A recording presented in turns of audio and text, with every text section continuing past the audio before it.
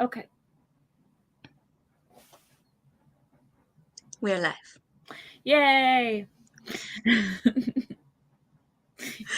So you need to choose a project. Yes, we've got several options. I have over here hanging, that right there is my costume for the Meow Wolf event. As Mm-hmm. it stands right now, I could be working on the purse for that, a couple other things that are definitely workable. I could continue working on the Argonath, and you remember we started that last week or 2 weeks ago, and you can't leave tape on paper for that long. So what I ended up doing was taking the paper off or the tape off and just having it separate until I wanted to paint again, because um, painter's tape will get more sticky over time and it would have been impossible to remove. So that's a possibility. I could.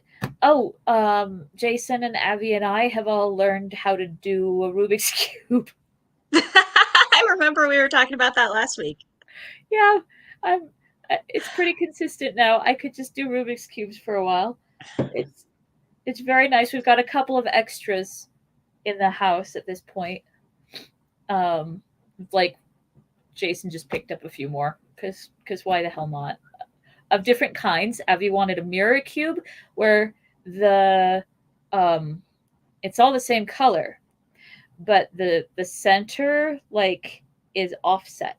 So some of the pieces are really small and some of them are quite large. And Oh yeah, I think I've seen those. yeah, when it's not a cube, it looks like a kind of bismuthy sculpture.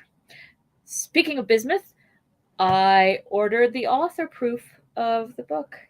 Hey. Terrified.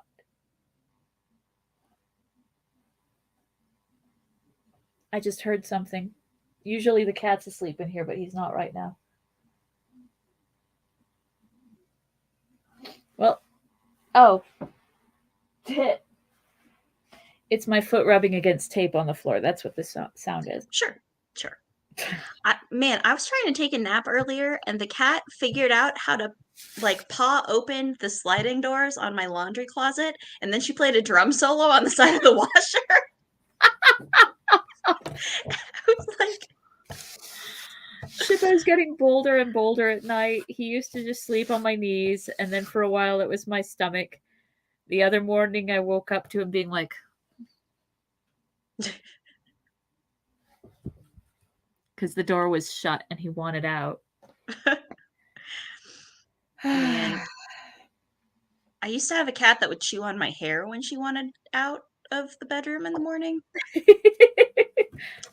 Junie does one. not do that because I don't close the door, so she just races about and Right. I got started on this shirt for the costume, right? And I was like, all right, I'll just throw random ass speeches on there. And then I screwed up Prospero's speech because I mixed up two lines. And I was like, no one's going to fucking care. I'll just add more random speeches. But by then, I'd gotten a couple of lines in and I was like, no, it has to all be from The Tempest. I'm like, okay, hindbrain, you fucking weirdo. We'll make it all speeches from The Tempest. So that's like Prospero's two main speeches. We Are Such Stuff and Now My Charms. And I need a few more lines, so I whipped out my paperback of The Tempest and I'm reading it. And it's been years. It's been so long, and it's so fucking funny because it's like some of the ways the plot exposition is delivered. Do you remember Ariel being like, "Hey boss, can I have my freedom?"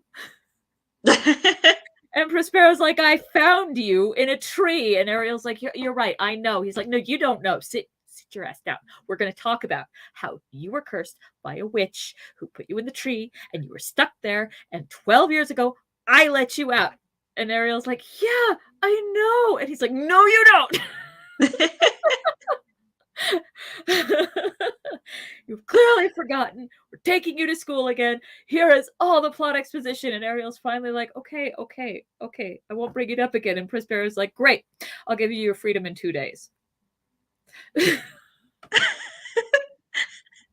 Okay, but that is exactly what it's like having that type of boss.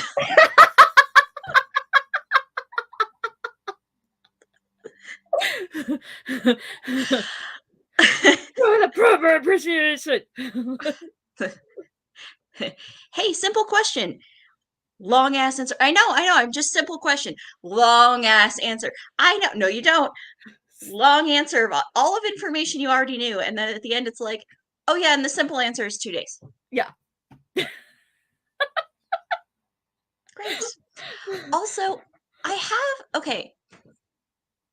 I have a random memory of going to see The Tempest in as like a community theater production in like an empty warehouse kind of situation. But I don't know if that actually happened or I dreamed it.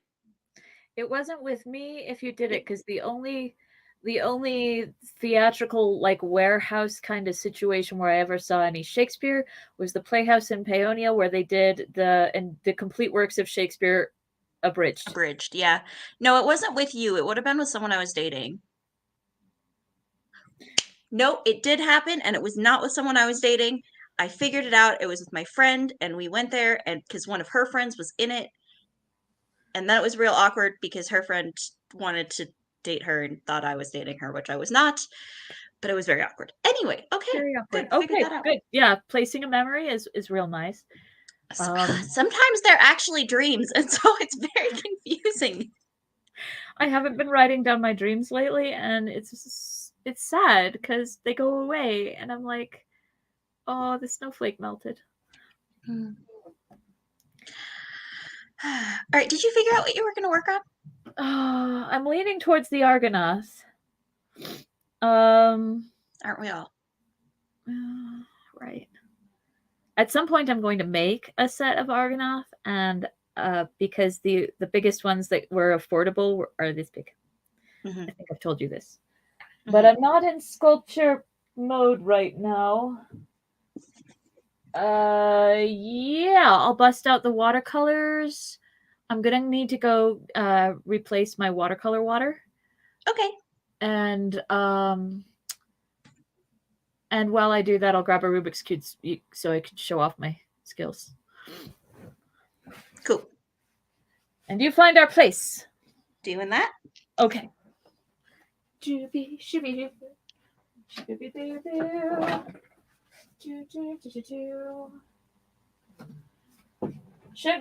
It's the field of Cormallen. Yeah, I found it. You're just not here. You didn't see me find it, but I promise I know where we're at.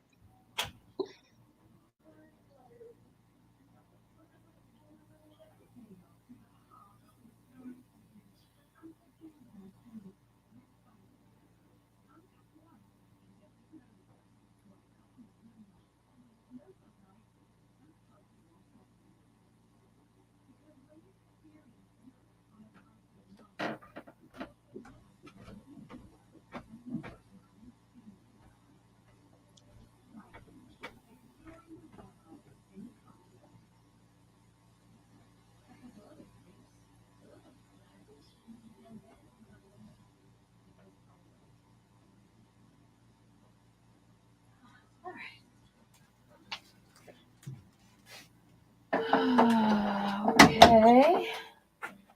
And stuff and junk.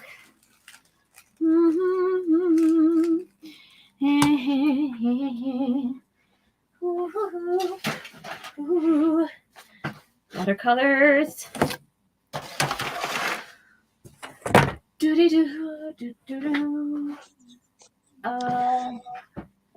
Paint and salt. Oh.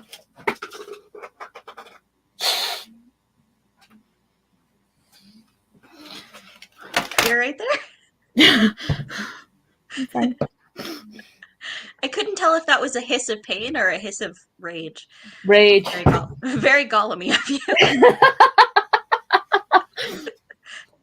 Also, as I found our place, I was reminded that we were talking about how Gandalf goes, the ring bearer has fulfilled his quest, and nobody knows what the fuck that means.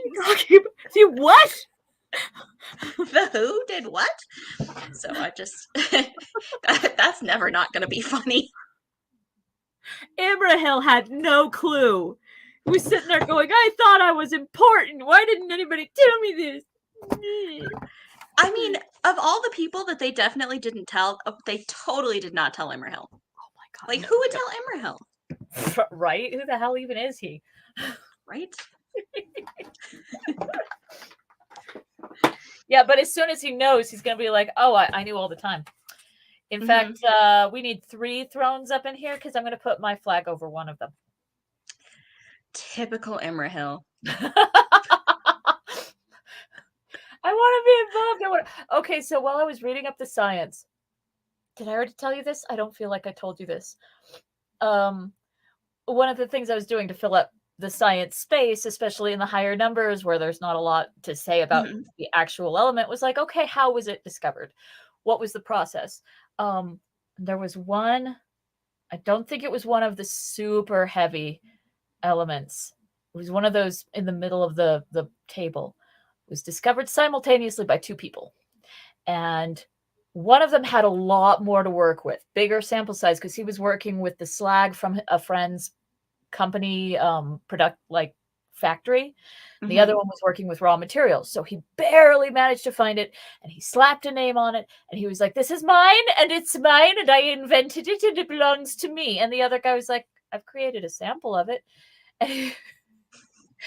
And they both belonged to a science consortium that gave the second guy an award one year for all of he created a pure sample of, I can't remember which metal, but it was really rare and it was really impressive.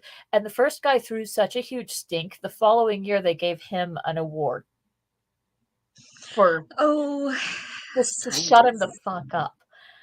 And as one does. And he is credited as the sole discoverer now because he managed to get his ass on like the Royal Academy of decision makers for this sort of thing. Yeah, it's the funniest shit in the world. You read about it and you're like, science is not immune from the bitch people, is it? Like, there's no place you can go to escape. Not even a little bit. Okay, have we talked about the 2 paleontologists that hated each other that both consulted on Jurassic Park? Do you know about this? No. Okay, these guys, I forget their names. They have a legendary feud. And one of the things they argue about is whether T-Rex was a scavenger or a hunter. And they cannot agree.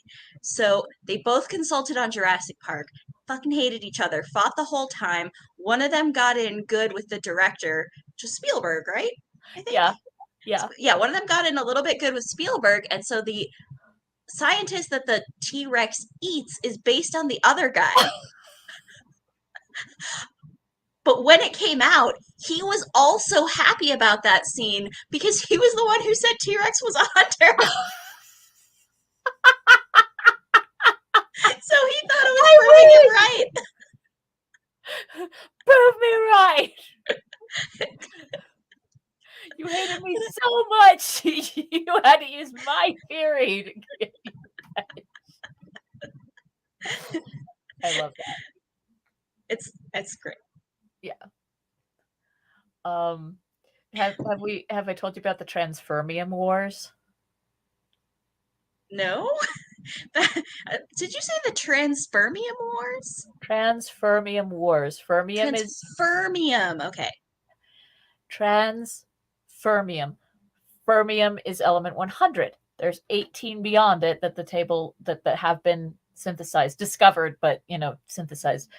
There's a lab in Dubna and there's a lab in Berkeley. And they were discovering these things simultaneously, and they fought and fought and fought and fought. And the international committee that was made to decide who got to name what was like, we'll just call them all by Greek numbers. That's where you get your unquadiums and shit. And everyone was like, well, now we're all just mad at you. This isn't okay. No, I get to name it. No, I get to name it. Okay, neither of you get to name it. We're calling it after Greek numbers. Hey, fuck you. That's boring. Fuck you. We worked hard for this. Yeah, it was a whole thing. It lasted for decades. Like they started fighting in the 40s. No, 50s, because in the 40s everyone was super hush hush about everything. Yeah. But after the war, when people started, and it was 1997 that the waveform finally collapsed and everyone got to name something, and like so that's some of it was really petty too. It's like, oh god, this is so funny. I love it. I love it. You cannot get away from petty, no matter what profession you're in. Nope. All right. So we were at the part where Gandalf said that, and then like Sauron came as a big shadow, but he was blown away by a great wind, and then a hush fell. That's where we're at. Hush fell. The captains bowed their heads, and when they looked up again, behold, their enemies were flying, and the power of Mordor was scattering like dust in the wind. Dust in the wind. As when death smites the swollen, brooding thing that inhabits their crawling hill and holds them all in sway, ants will wander witless and purposeless and then feebly die. So Will the they? creature. What? I mean, it's a great metaphor, but do ants actually do that when their queen dies? And also, what does he have against ants? Because that's a really terrible way to describe an ant queen. The swollen, brooding thing. I don't know. That sounds like me at 8.5 months pregnant. I tell you what. I mean, everyone is swollen and brooding at 8.5 months pregnant, but that's not the point.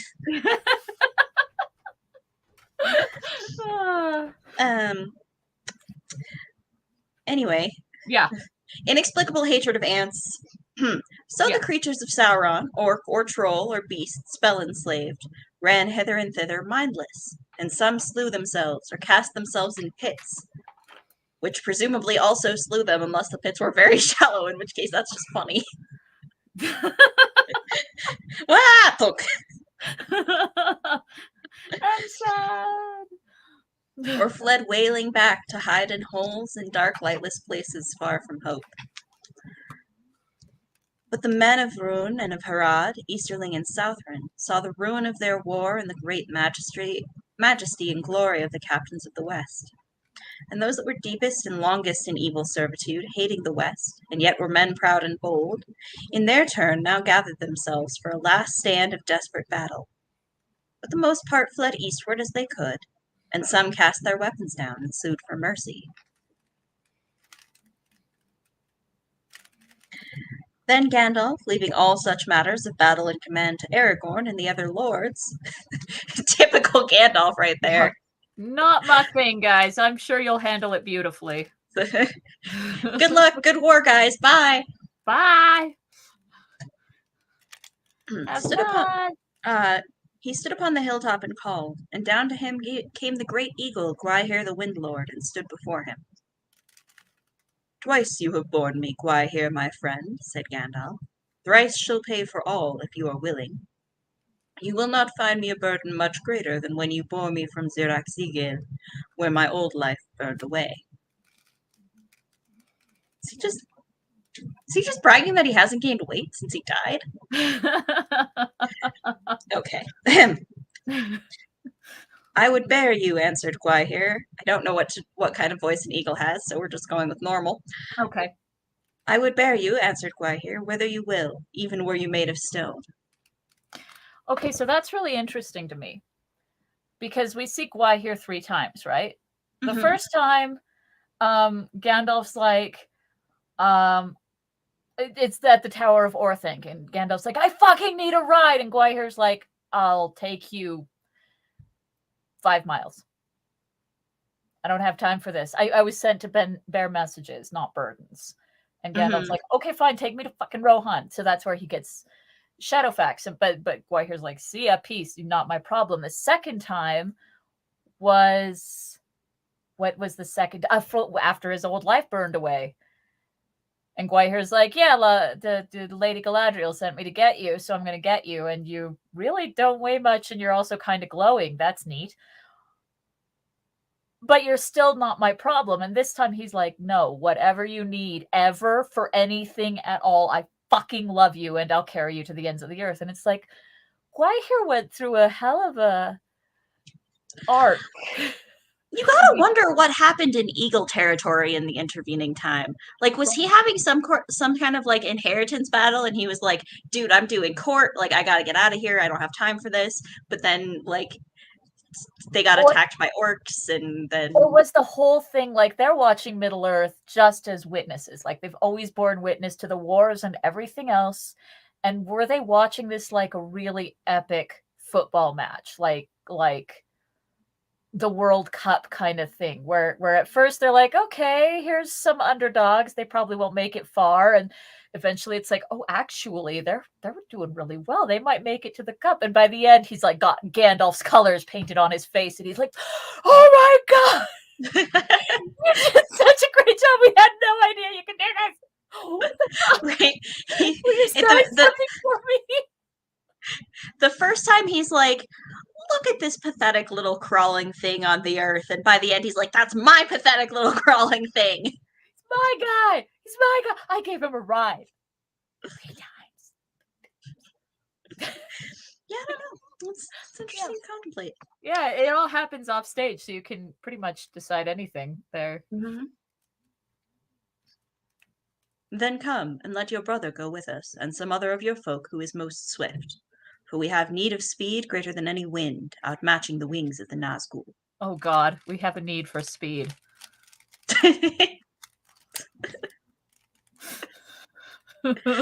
Hem. The north wind blows, but we shall outfly it, said Gwaihir. And he lifted up Gandalf and sped away south. And with him went Landroval and Meneldur, young and swift. Okay, cool. That means nothing to us. Yeah, those guys. Those guys. Although, actually, Meneldur, I'm on his side more than Imrahil's, so there we go. Right? And they passed over Udun and Gorgoroth, and saw all the land in ruin and tumult beneath them, and before them Mount Doom blazing, pouring out its fire. Oof. Nasty. Smash cut! Yeah. I'm glad that you are here with me, said Frodo. Here at the end of all things, Sam. I was not kidding. It's a smash cut. It's a smash cut.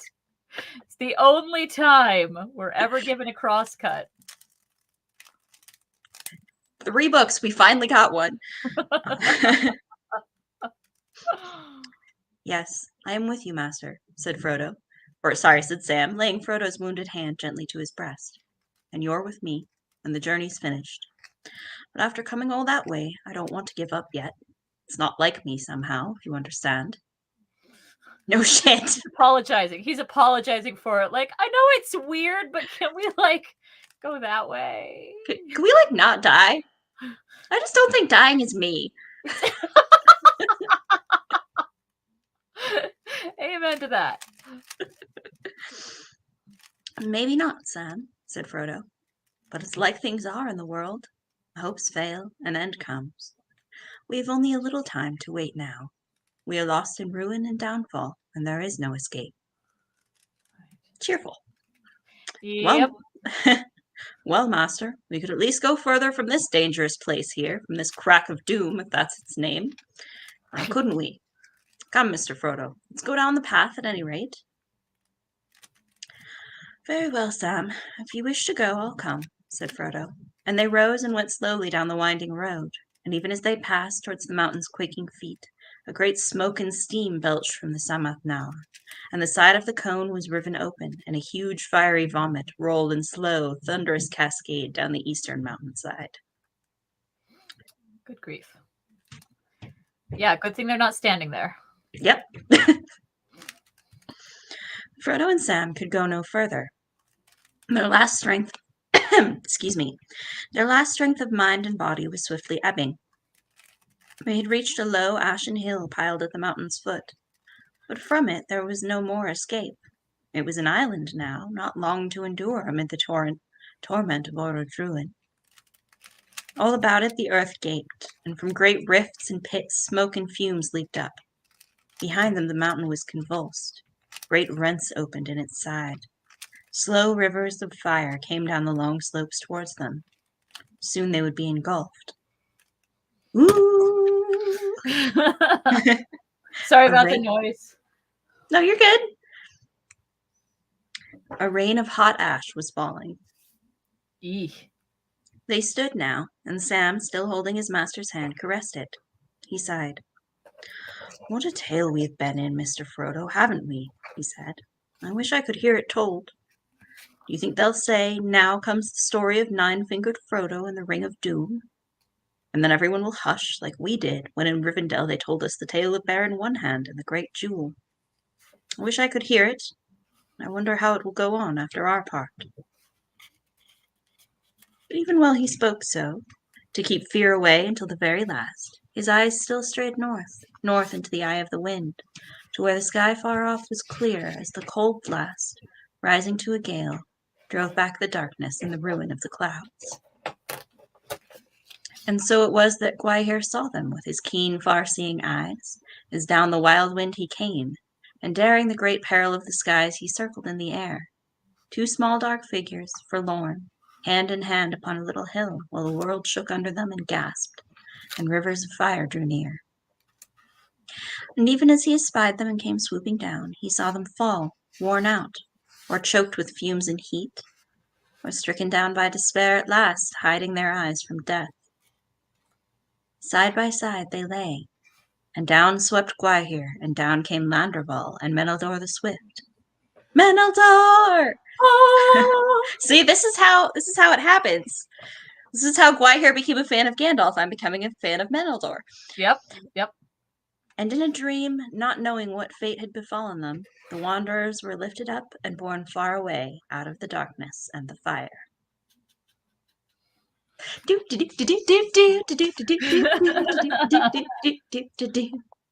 Like, wouldn't you be like, oh God, what now? Is this death? Right, at this point they're unconscious, pretty much. Like, Right. I don't believe they succumbed to despair. I think they were passing out from smoke inhalation. Right? It's nasty. Which, still a better way to go than being engulfed in lava. So, you know. Right? So good choice with the walking away from the lava. Indeed. One moment, I'm putting my feet up. Cool. I need to There we fetch go. an X-Acto blade.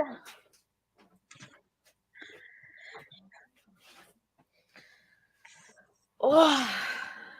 When Sam awoke, he found that he was lying on some soft bed, but over him gently swayed wide beechen boughs, and through their young leaves sunlight glimmered, green and gold. All the air was full of a sweet mingled scent. He remembered that smell, the fragrance of Ithilien. Bless me, he mused, how long have I been asleep?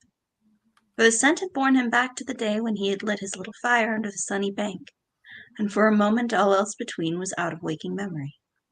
He stretched and drew a deep breath. Why, what a dream I've had, he muttered. I am glad to wake. Yeah. He sat up. He sat up, and then he saw that Frodo was lying beside him and slept peacefully, one hand behind his head and the other resting upon the coverlet. It was the right hand, and the third finger was missing. Why didn't they get the right finger in the movie? It drove me crazy. I don't know.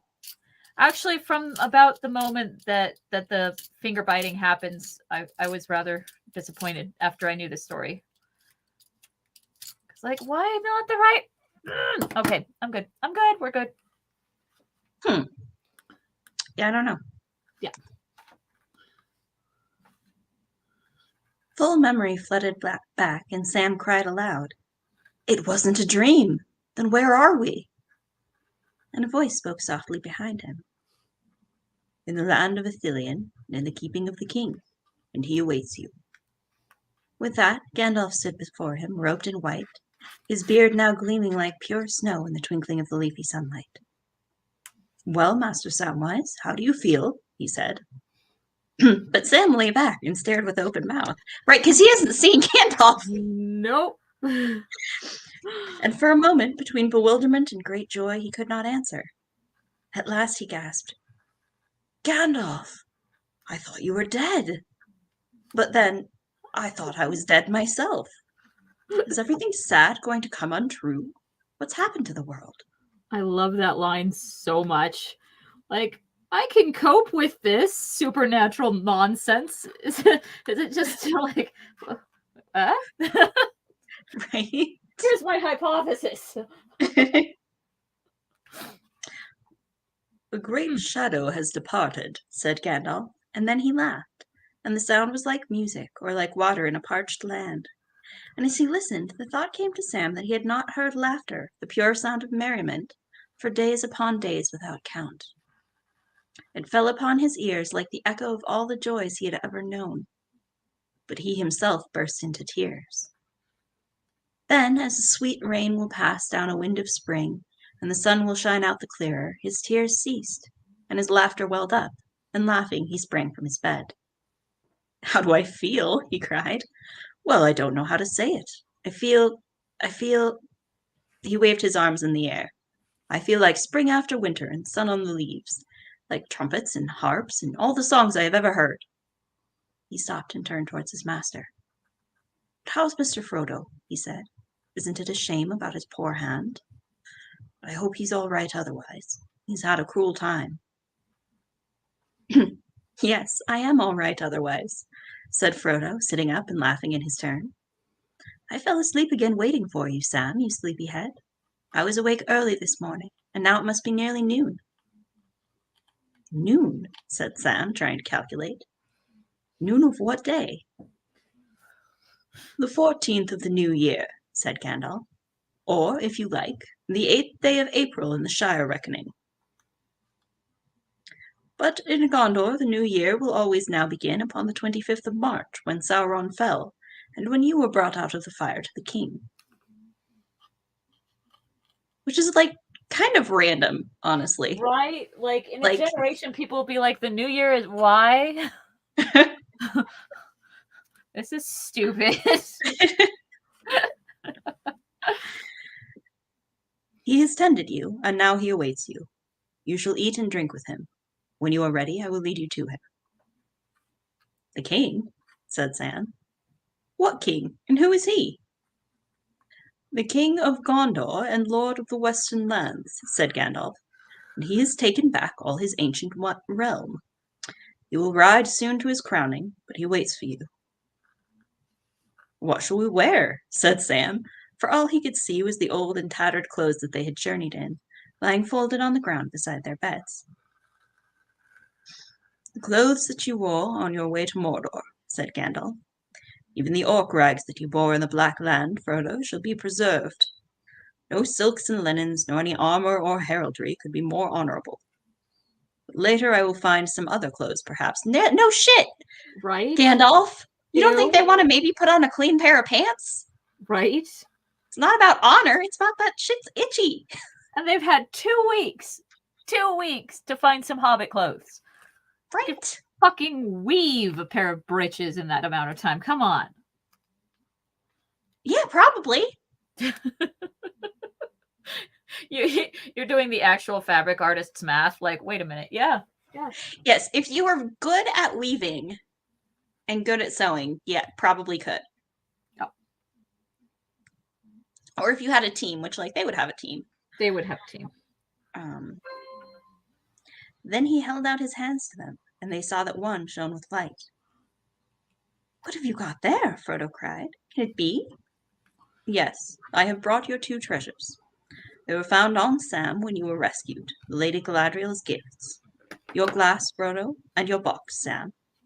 You will be glad to have these safe again. But no clean pants for you. Right, and then next sentence, when they were washed and clad and had eaten a light meal, the hobbits followed Gandalf. So they washed, and then they had to put their dirty clothes back on. Mm-hmm. Ew. I feel like it must be like some kind of British army thing. Must be. I don't know. I would not be on board with this. Like, come Come on, guys. Come on. I get what you're trying to do here, but like, please Ew. don't make me put these orc rags back on. Right. They stepped out of the beech grove in which they had lain and passed on to a long green lawn, glowing in sunshine, bordered by stately dark-leaved trees laden with scarlet blossom. Behind them they could hear the sound of falling water, and a stream ran down before them between flowering banks until it came to a greenwood at the lawn's foot, and passed then on under an archway of trees, through which they saw the shimmer of water far away. As they came to the opening in the wood, they were surprised to see knights in bright mail, and tall guards in silver and black standing there, who greeted them with honor and bowed before them. And then one blew a long trumpet, and they went on through the aisle of trees beside the singing stream. So they came to a wide green land, and beyond it was a broad river in a silver haze, out of which rose a long wooded isle, and many ships lay by its shores. But on the field where they now stood, a great host was drawn up, in ranks and companies glittering in the sun. And as the hobbits approached, swords were unsheathed, and spears were shaken, and horns and trumpets sang, and men cried with many voices and in many tongues. Cool. Long live the halflings! Praise them with great praise! And then it's in other languages. Terianath! Eglerio! Yes, that.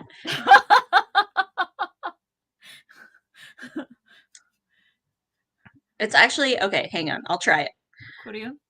Quio ferian anan, aglarni periana, daura berhel conin en anum, eglerio. Praise them! Eglerio! Eglerio! Lightate, andame laitu valmet. Praise them! Cormaco lindor laita tariana. Praise them!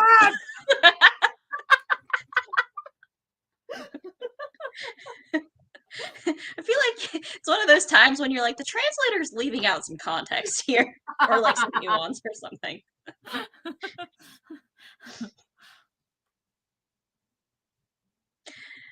And so, the red blood blushing in their faces and their eyes shining with wonder, Frodo and Sam went forward, and saw that amidst the clamorous host were set 3 high seats built of green turves. Behind the seat upon the right floated, white on green, a great horse running free. Upon the left was a banner, silver upon blue, a ship swan-proud faring on the sea. Whoa.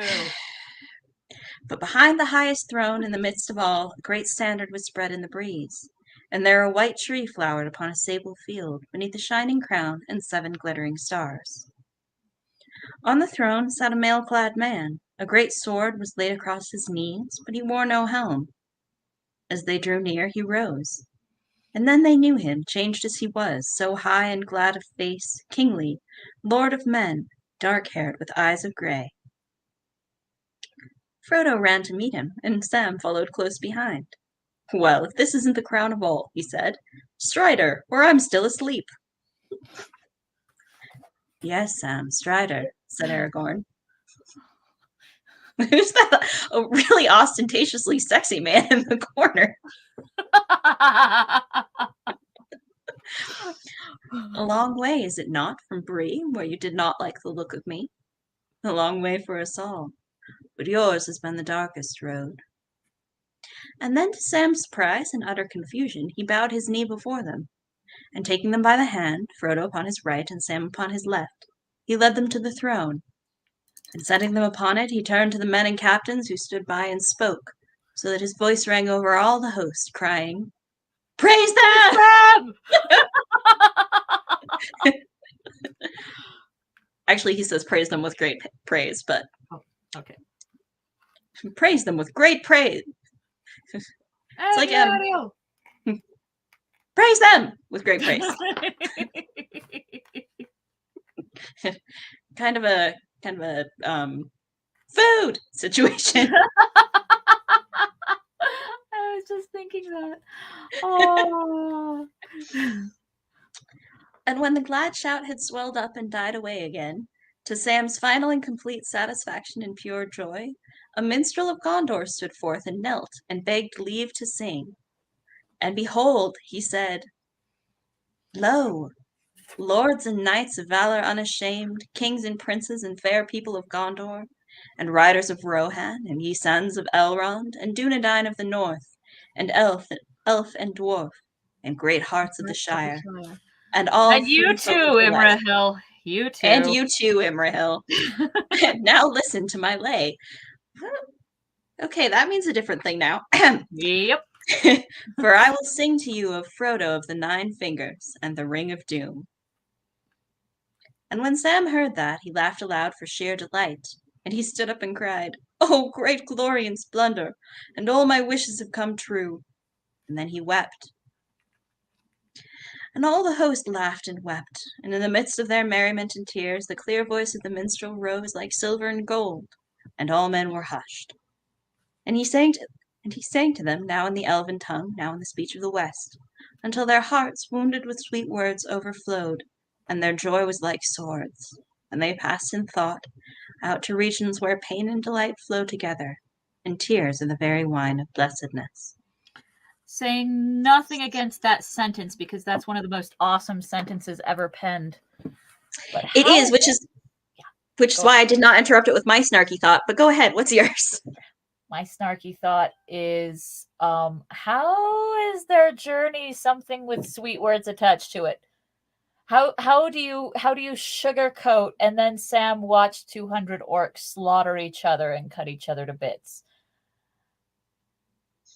And Frodo was stripped and put in a tower and whipped. Like, nobody knows about that part, though. They've had 2 weeks, and Gandalf can read people's minds when they're sleeping. He did it for Frodo earlier. Fair enough. Yeah. Well, that's one good question. The other one I have is, how pissed would you be if you were that minstrel and you were like, hey, everybody, I'm going to sing a song, and then they all just started crying?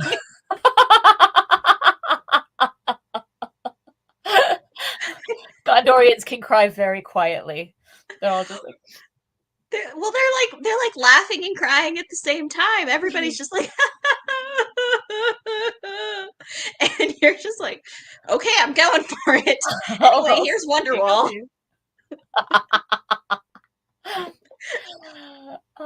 Yeah. I also picture that minstrel as Chaucer from Knight's Tale. That's a really nice headcanon. I always wonder between that and Jaskier from The Witcher. I wonder if he put in any editorial about how it ends. You know, Frodo is Frodo Nine Fingers because he fails, but his failure is still a success because of complicated things having to do with emotion and mercy. If I was him, I probably wouldn't have put that in. I would probably have said he fought a mighty battle with Gollum and Gollum bit his finger off and then Gollum lost and Frodo threw them both into the fire. I don't know. I feel like I would want to keep it in. Like, even Frodo is going to want to be like, no, don't leave that out. That's even more. Well, especially Frodo. But if I was the minstrel, I wouldn't know that yet. Yeah. I'm picturing, like, a week ago, Gandalf went and found a minstrel and said, okay, I've listened to them both talk in their sleep. Here is all of the things that happened. Now go write the best thing you've ever written. You have 1 week, and then you're going to perform it for 200 soldiers. Who are also crying. And the minstrel was like, all right.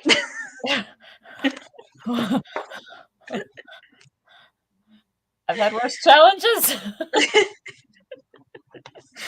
This is how I get famous. This is how I get famous, and yet he's the only person in the entire trilogy who isn't given a name. That's true. Even Menildor has a name. But the minstrel who writes the whole damn song does not get a name. We need to name him right now. What's his name? Okay, hear me out. Yeah. The minstrel is actually Snaga in disguise. He's just a goblin in like a really big fake mustache and a hat. That's how he He knows all the details. He was Yeah, there. exactly. He was there. Like, that's why he gave 2.5 verses to the trackers trying to track them down in the morgue guy. Like, he knew.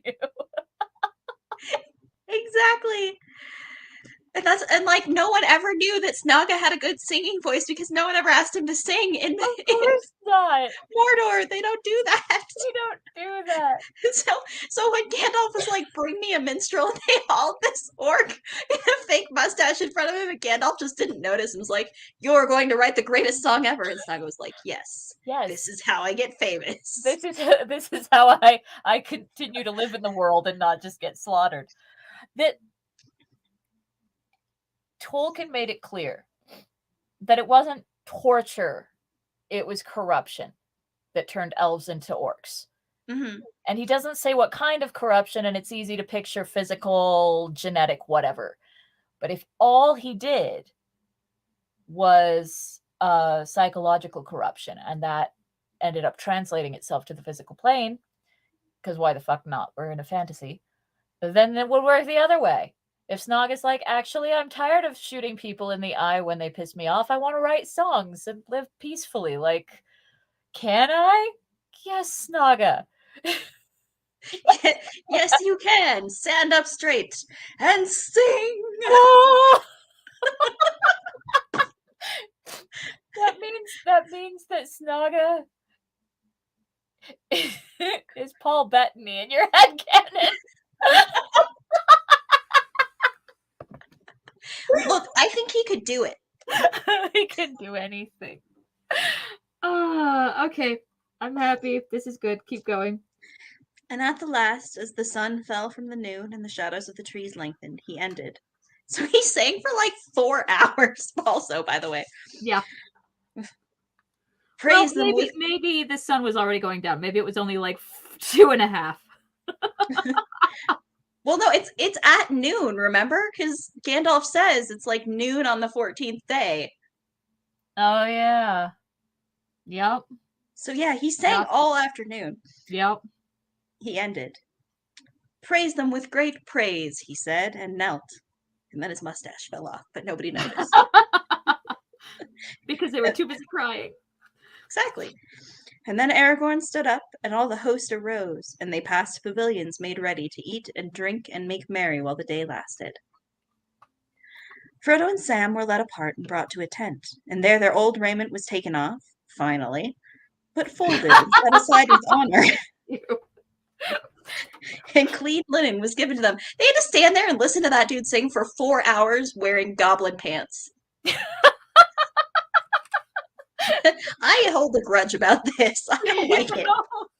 When you put it that way, it does seem a little unnecessary. Especially because they had clean clothes, because now they give them clean clothes. Yep. They have them the whole time. Gandalf is a liar. Yeah. We knew then that. Then Gandalf came, and in his arms, to the wonder of Frodo, he bore the sword and the elven cloak and the mithril coat that had been taken from him in Mordor. For Sam he brought a coat of gilded mail, and his elven cloak all healed of the soils and hurts that it had suffered. And then he laid before them 2 swords. Hope Frodo never asks, like, how did you get this back? Well, so this guy promised to deliver you if we gave up the war, and we told him to go ahead and do his worst. we told him to go ahead and torture you to death. Yeah. Sorry about that. Yeah. We had a hunch that he didn't actually have you, and we were willing to stake your entire life on that hunch, and we were right. So no hard feelings, huh? Honestly, I feel like that's just very in character for Gandalf. Like Frodo would be like, "Yeah, of course, that makes sense. That tracks." Yeah, I mean, you were right, so I guess we're cool. Hey, I was willing to stake my entire life on much worse things. So if it was up to me, Sam and I would be at the bottom of a pit of lava right now. So I really can't. For throw no stones. reason. The eagles would have shown up, and there would have been little hobbit limbs sticking out of a pool of lava, and they would have been like, "Oh, shit!" Just like popcorn chicken, but made of hobbits.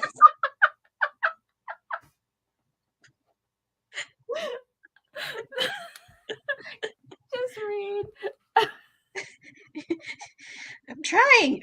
Where was I? Their raiment was taken off. Yes. Wait, no, you've gotten past that. Sorry. Yes, I have. It's also 8, but we're like one paragraph into a section. Should I finish the section? It's not very Finish long. the section. I'll be good. Okay. I do not wish for any sword, said Frodo.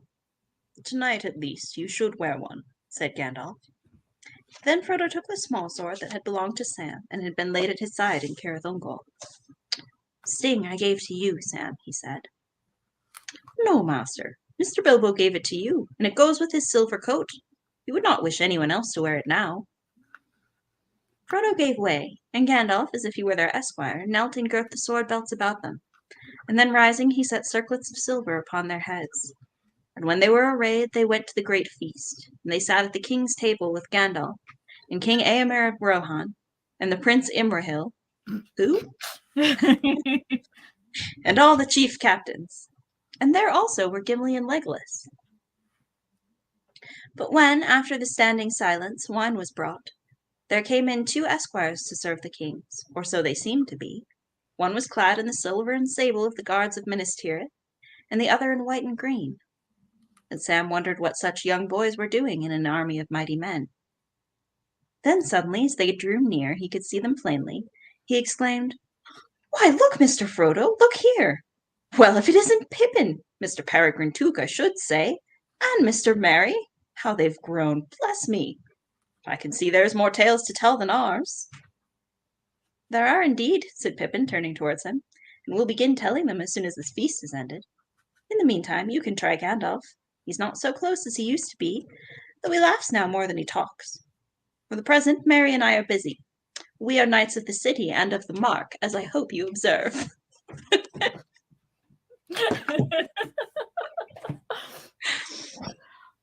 It has always been kind of amusing to me that everyone's like, praise him! He's the ring bearer! He's amazing! Write songs about him! Does he have opinions about things? We don't care. Right? You praise him with great praise! I don't want to wear a sword. Well, you gotta. All right, I'll wear this one. No, not that one.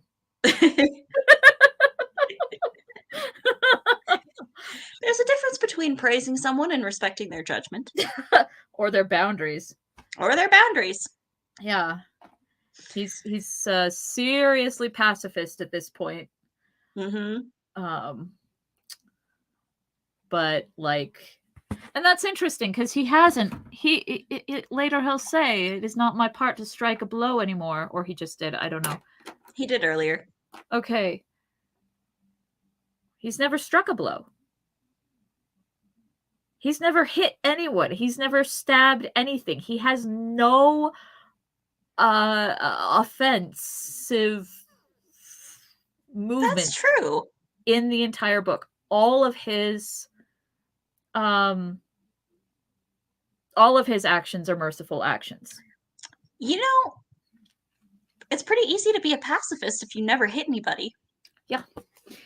Yeah. I mean, that is kind of the point, I suppose. He didn't strike out at his captors. He didn't get to fight Shelob. Nope. Like, at this point of the entire company, he's the only one with 0 weapons experience. Correct me if I'm wrong in the comments. But I'm not wrong. All right. Well, I'm going to go make some dinner. Yay! Delightful, as always. And Likewise. Indeed. Next week, I have plans on Saturday. So do you want to podcast on Sunday or skip a week? Sunday. Sunday it is. I'll see you Sunday then. I love you. Okie dokie. I love you too. Cuidado. Llamas. Bye. Bye.